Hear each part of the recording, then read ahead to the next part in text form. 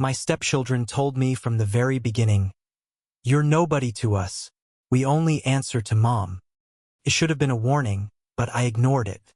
I convinced myself it was just teenage rebellion, just bruised feelings from a divorce they hadn't chosen. I thought time, patience, and kindness would smooth everything out. But I was wrong. From the first day we tried to live as one household, their message was sharp and unmistakable. I was an intruder, and they would never let me forget it. When I married Rachel, I was 43, a father who had already been through the wreckage of divorce once before. I had 2 kids of my own, Lily, 11 years old, sweet and observant, and Jake, 9, stubborn but sensitive. Rachel brought with her Ryan, 15, and Madison, 13. 2 teenagers, already hardened by loyalty to their father, already suspicious of me before I ever opened my mouth. I wanted to be the kind of stepdad I had once wished for in my own life. I grew up without a man who ever stepped into that role for me. My father disappeared when I was a boy, and the man my mother remarried treated me like baggage he hadn't asked for. I swore that if I ever had the chance, I would not repeat that cruelty. I would show up for the children who weren't mine. I would treat them with dignity. I would give them no reason to doubt my intentions. So from the very start, I signed Ryan and Madison up for their activities, just as I did for Lily and Jake. I paid for trips, bought every binder and backpack for school, made sure they never felt left behind in anything. I drove them to practices late into the night, waited in parking lots for tournaments and recitals, and smiled through exhaustion because I thought, this is how you prove love to children who aren't yours by blood. But Ryan and Madison did not see love. They saw intrusion. They saw someone trying to take their father's place. It began with small things. If I asked Ryan to carry groceries, he'd shrug, glance at his sister, and mutter, "I'll wait until Mom tells me." If I reminded Madison about homework, she'd roll her eyes, sigh dramatically, and say, "You're not my dad." Other times they cut even deeper. "You're nobody to us." Those words stung more than they should have. I told myself not to take it personally. They were teenagers, still hurting, still adjusting. I thought if I endured long enough, the wall would crack. But Lily and Jake saw it all. My own children, who had lost so much already, who wanted this second marriage to mean a safe, united family, they began to notice the cracks in the rules. They noticed that Ryan and Madison didn't answer to me. They noticed that when I spoke, silence followed. But when Rachel repeated the same words, obedience arrived. And one night, Lily asked me a question I couldn't bear to answer. Why do we have different rules just because of blood? What could I tell her? That respect in this house was conditional? That her half-siblings could spit in my face while she was expected to obey me without hesitation? I swallowed the answer because the truth tasted like betrayal. Rachel tried to reassure me in those early months. She said, "They just need time. Their father tells them things, fills their heads with loyalty. Don't take it to heart." And I wanted to believe her. I wanted to believe love was stronger than resentment. But time didn't heal, it sharpened. Ryan developed a habit of sneering whenever I spoke, like my words were a bad smell in the air. Madison treated every request as optional, unless Rachel echoed it. If I cooked dinner, Ryan would turn to his mother and ask, "Is it okay if I eat this?" As though food I made was tainted. Madison would leave messes in the living room, and when I asked her to clean, she'd shrug. "Mom didn't tell me to." It wasn't just disobedience. It was rejection carefully delivered again and again in front of my children. Jake, only 9, started asking me why Ryan and Madison didn't have to listen to me. How could I explain? How could I tell a child who still believed in fairness that some rules bend depending on bloodlines? I told him, "They're still adjusting. Takes time." But even as I spoke, I knew I was lying. The house grew tense. My children began to shrink into themselves, cautious, watching, confused about why their step-siblings lived under a different law. And still, I tried to hold us together. I tried patience. I tried generosity. I thought if I gave enough, if I loved hard enough, it would turn. But the small wounds piled up. One night, I came home late and saw Ryan sprawled on the couch, shoes still on, mud across the carpet I had just cleaned. When I asked him to take them off, he smirked. "Mom didn't say that." Madison laughed from the kitchen. Lily stood in the doorway, watching, waiting for me to insist. But I couldn't, because every time I pushed, Rachel stepped in, pleading for patience, for more time. I felt the ground beneath me shifting. This was my home. I paid for the mortgage, the utilities, the food, the clothes, the trips, and yet, in the eyes of two teenagers, I was nothing. Worse than nothing. A man they could dismiss in front of my own children. A man whose authority existed only when echoed by their mother. Every night, I went to bed beside Rachel, telling myself tomorrow would be better. Every morning, I woke to the same resistance. And every day, Lily and Jake grew quieter, watching me fail to hold the line. The truth was already written on the walls of that house. I had given everything, and they had given me nothing but disdain. And still I stayed silent. For a while. The breaking point did not come with shouting. It did not come with fists slamming on tables or doors being slammed shut. It came quietly, almost too quietly, in a single sentence that poisoned the air in my own home. Jake had spent weeks building a model car with me. It was our project, something for just the two of us, a father and son shaping plastic and glue into something more than a toy. It was a memory being carved piece by piece, an anchor for a boy who needed stability. When it was finished, he placed it on his desk like a trophy. He cleaned around it, guarded it, even made Lily promise not to touch it without asking. One afternoon, I walked past Jake's room and saw him on the floor, holding the shattered pieces in his hands. His shoulders were shaking.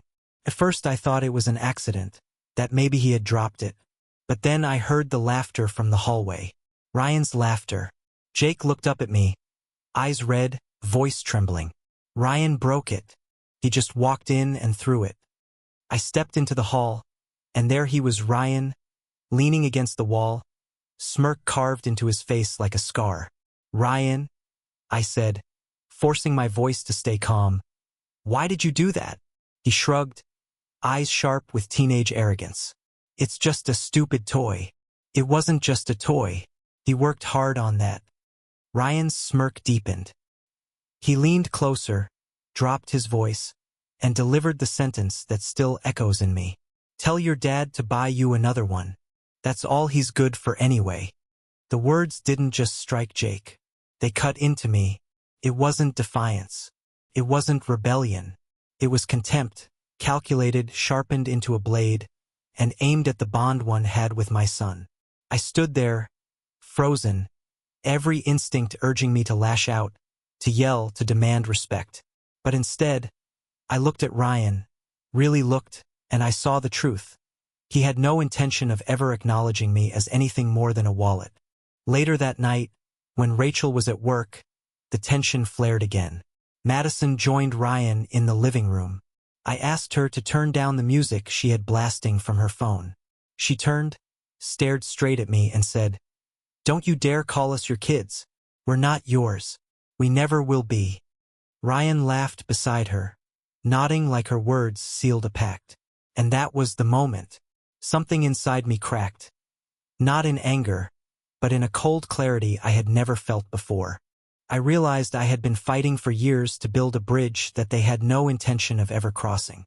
And worse, by allowing this imbalance, I was betraying Lily and Jake, teaching them that respect was optional, that loyalty was one-sided, that their father could be humiliated in his own house without consequence. I did not yell. I did not argue. I did not plead. Instead, I turned away and began dismantling the life I had built for Ryan and Madison. The next morning, I sat at the kitchen table with my laptop. I opened every account I had ever linked their names to: school portals, doctors' offices, activity registrations. Every reminder that once told me of their needs, their appointments, their deadlines, I rerouted it. Bills, notices, insurance, even emergency contacts. I forwarded all of it directly to their biological father. I typed his name into forms where mine once stood. Where guardian had once been Alex, it became Michael. Every privilege in my name was severed. Their phones, the ones I had added to my family plan, were flagged for removal. Their activities, the ones I had financed, were canceled. The The sports fees, the music lessons, the transportation. I withdrew my hand from it all. By the end of the week, the mailbox began to fill. School notices arrived addressed not to me but to Michael. Appointment reminders were unanswered. Activity coaches called Rachel, confused, because Ryan and Madison were no longer enrolled. And slowly, Rachel realized, I was not bluffing. The house felt different. My children noticed first. Lily came to me and asked why Madison didn't have her usual practice. I told her simply, because I'm not the one paying for it anymore. Her eyes widened, but she didn't argue. She nodded, as if she finally saw me standing up for us. Rachel confronted me 2 days later, holding a stack of envelopes. What did you do? I looked at her calmly. Exactly what they asked me to. They told me I'm not their father. So I stopped pretending I was. Her voice trembled with anger. This is cruel. They're kids. I shook my head. No, they're not just kids. Ryan is 15. Old enough to drive soon. Old enough to understand consequences. Madison is 13. Old enough to know the power of her words. They're not infants stumbling in the dark. They chose their message clearly. I am nothing to them. And if I am nothing, then I carry no responsibility. Rachel tried to argue, but I cut her off. I have 2 children who watch everything I do. They see me being dismissed, mocked, treated like a wallet while they're forced to obey. Do you know what that does to them? It teaches them that love doesn't matter, that respect can be denied, that their father's authority is worth less because bloodlines say so. I won't raise them in that lie. For once, she had no words. And so the house shifted. Ryan and Madison still lived under my roof, but their world began to collapse in slow motion. No practice schedules, no trips, no automatic supplies waiting for them on the table. The things they had taken for granted vanished, piece by piece, until silence filled the gaps where my effort once lived. Ryan tried to act unaffected, sneering at the loss of his phone line, mocking the cancellation of his sports team. Madison sulked, locked in her room, muttering about unfairness. But the bravado cracked when Michael began showing up with stacks of paperwork, when missed appointments turned into late fees, when coaches told them their spots were gone. They looked at me differently then, not with respect, but with dawning comprehension that I was not bluffing, that my silence carried weight. For the first time since I married Rachel, I did not feel powerless. I felt cold, yes, but also clear, because love without respect is not love at all. And if they had stripped me of the right to be their father, then I would strip away the illusion that I still carried their burdens. And so I waited. I waited for the storm I knew was coming. The storm that would force Rachel, Michael, and the children to face the truth I had been carrying all along. If you deny me as father, you cannot demand me as provider. The breaking point was not an explosion. It was a withdrawal, a shutting of doors, a silence that left them staring into the emptiness of everything I had once given freely. And in that silence, something began to change. Rachel didn't explode right away. At first, she dismissed the mounting evidence as oversight. Forms unsigned, emails unanswered, phone lines disconnected. But when the mailbox filled to bursting with letters from schools, doctors, coaches, and billing offices, she realized what I had done. That was when her fury erupted. It was late on a Wednesday evening. The kids had gone upstairs, and the house was quiet, except for the sound of Rachel pacing the kitchen. She slammed the stack of letters on the table in front of me, her face flushed with rage. "What the hell is this?" she demanded. I didn't flinch. Those are notices, school reminders, bills, medical updates, all forwarded to their father where they belong. "You can't just," she started, her voice sharp, but I cut her off. "I can, and I did. They told me I'm not their father. They've been telling me that since the day I moved in. Fine, then I won't act like one. I won't pay like one. I won't bleed myself dry for children who spit in my face." Her eyes filled with tears, but they were angry tears, not sorrowful ones. "They're just kids, Alex. They don't know what they're saying." I slammed my hand down on the table, not in rage, but in finality. "Don't you dare excuse it. Ryan is 15. He knows the power of words. Madison is 13. Old enough to know cruelty when she wields it. They looked me in the eyes and told me, "You're nobody to us. Don't you dare call us your kids." Those weren't accidents. That was intent. Rachel's voice broke, pleading now instead of sharp. "You're punishing them too harshly. They're going to hate you for this." I leaned in, my voice like stone. "They already do. You can't punish someone into hating you. They chose that long ago. What I'm doing now is not punishment. It's truth. If I am not their father, then I am not their provider either. Respect and responsibility go hand in hand. Without one, you don't get the other." She fell silent, trembling. For the first time, I saw fear in her. Fear that the scaffolding of her blended family was collapsing. Fear that her children were about to learn how fragile their rebellion truly was. The confrontation reached its peak 3 days later. Ryan had stormed into the living room, throwing a fit about losing his phone service. "This is ridiculous. You can't just cut us off." I looked up from the book I was reading, calm as stone. "I can, because it was never yours. It was mine. And I don't provide for people who tell me I'm nothing." Madison was beside him, trembling with indignation. "We're your wife's kids. That makes us family whether you like it or not." I stood, slow and deliberate, letting my silence fill the room before I spoke. "No, family is not blood alone. Family is respect, responsibility, love, and effort. Without those, blood is nothing but DNA. And since you've made it clear you'll give me none of those, then I owe you nothing." They stared at me, stunned by my calmness. They had expected shouting, maybe threats, but not this cold withdrawal. Rachel tried one last time. "Alex, please, don't do this. Don't break this family apart." And I answered her with the truth that had been clawing its way out of me for months. "It's already broken. They broke it the moment they decided I was just a wallet with no authority. I am not their father, and tonight you're going to call the man who is.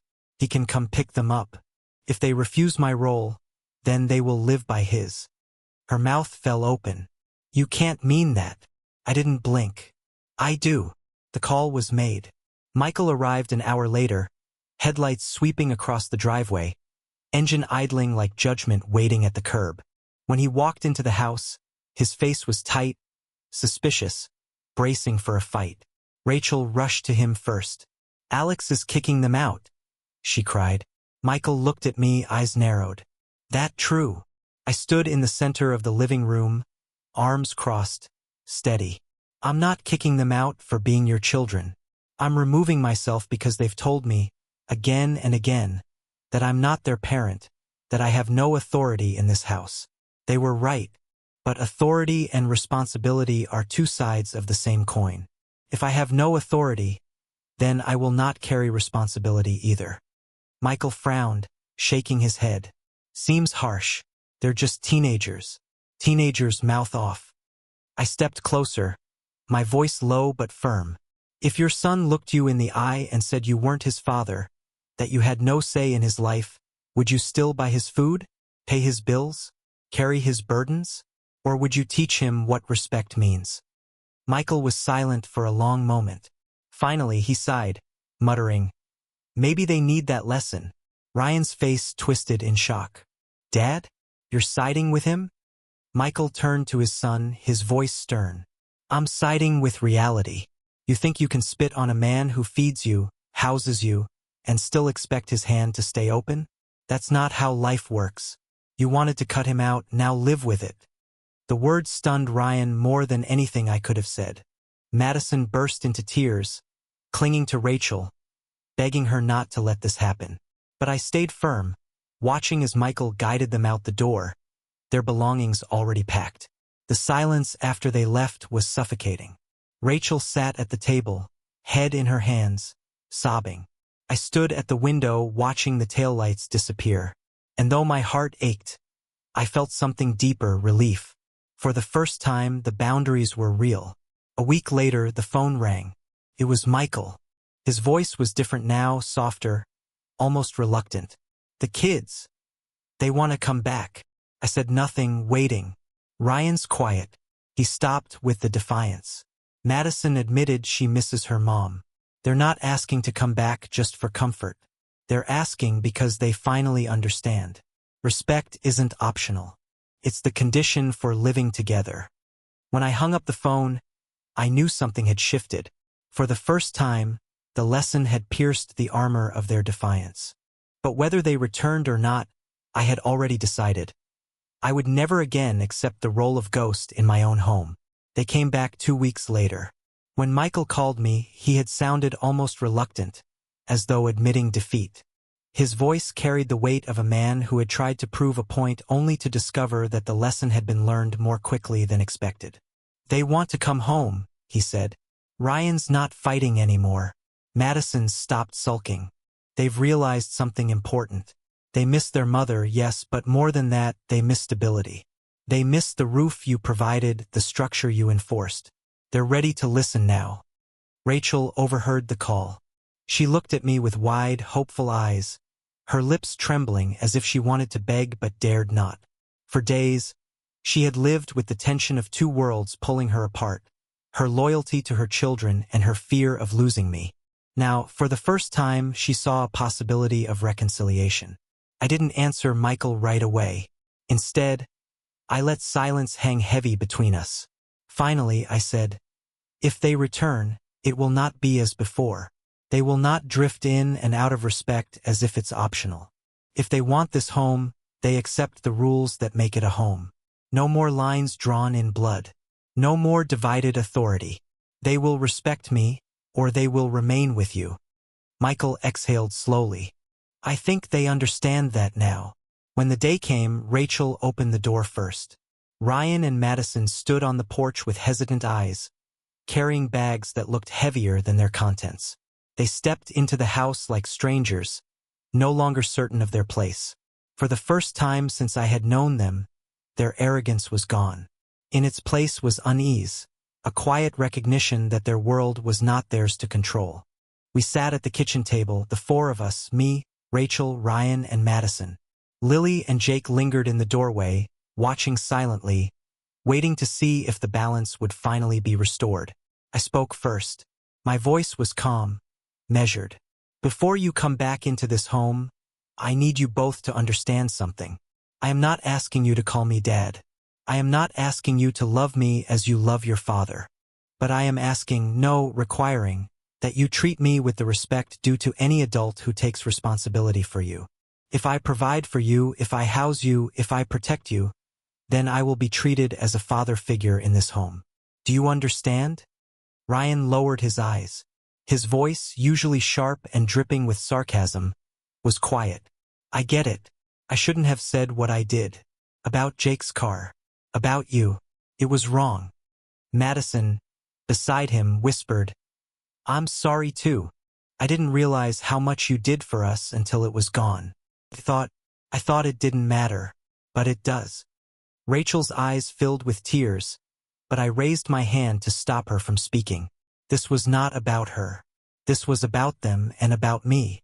"Apologies are a start," I said, "but respect is not proven by words. It's proven by actions.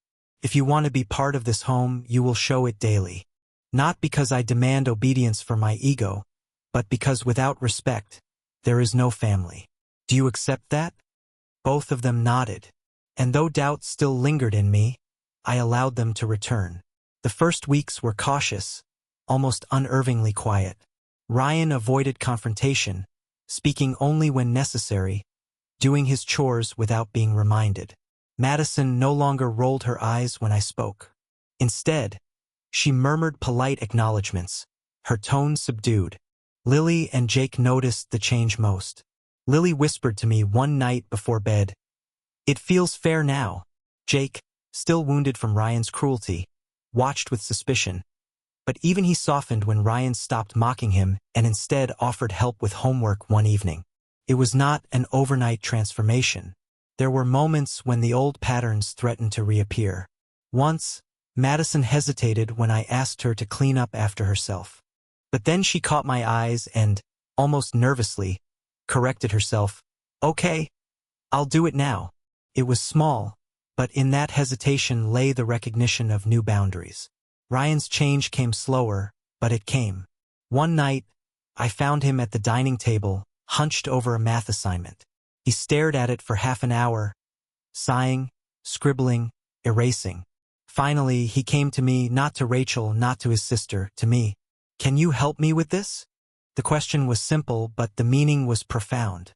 It was the first time he had voluntarily sought my guidance. And as we sat together, working through equations, I felt something shift. Respect, tentative and fragile, was beginning to grow. Madison's transformation revealed itself in gratitude. She started thanking me for rides to practice, for meals, even for the smallest gestures. At first it was awkward, her words stiff, as though rehearsed. But over time, sincerity seeped in. And I realized she was learning something no one had ever forced her to learn before: acknowledgement. For Lily and Jake, the change was like sunlight breaking through clouds. They no longer asked why the rules bent depending on blood. They no longer carried confusion in their eyes. The house, for the first time, felt balanced. Rachel, too, changed. She watched her children's shift in behavior, saw the new boundaries hold, and for the first time she admitted, "You were right. They needed this." Our marriage, strained under months of tension, began to mend. There were still scars, but they were scars of survival, proof that we had walked through fire and not been consumed. And I realized something essential. Love is not always gentle. Love does not mean indulging every whim, absorbing every insult, bleeding endlessly with no demand for respect. Sometimes love is steel. Sometimes love is the refusal to allow disrespect to fester. Sometimes love is the boundary that forces others to grow. I had feared losing Rachel's children forever when I drew that line. But instead, the line had saved us all. It had given Ryan and Madison a chance to confront the reality they had denied. It had given Lily and Jake the security of knowing their father would not be humiliated in silence. It had given Rachel the clarity to see that enabling cruelty only deepened wounds. And it had given me the strength to know that standing firm was not cruelty, it was necessity. Months passed, and the changes deepened. Ryan started sitting with me to watch games on TV. Madison began sharing pieces of her school life, asking for advice, even laughing at my jokes. They were small gestures, but they were gestures born of choice, not obligation. And in each one, I saw the seeds of something I had long thought impossible: unity. The house no longer felt like two families colliding. It felt like one family, imperfect but real, bound not by blood but by boundaries, respect, and the hard lesson of consequences. And for the first time since I married Rachel, I felt like the man of my own house again. Looking back, I know I did the right thing. Some call it cruel, but cruelty is raising children to believe love comes without respect. My stand forced truth into our home. Responsibility and authority cannot be separated. My marriage grew stronger, the house calmer. Even Michael admitted I taught a lesson he could not. Sometimes the hardest stand is the one that saves a family. But tell me, was I wrong? Or was I finally respected?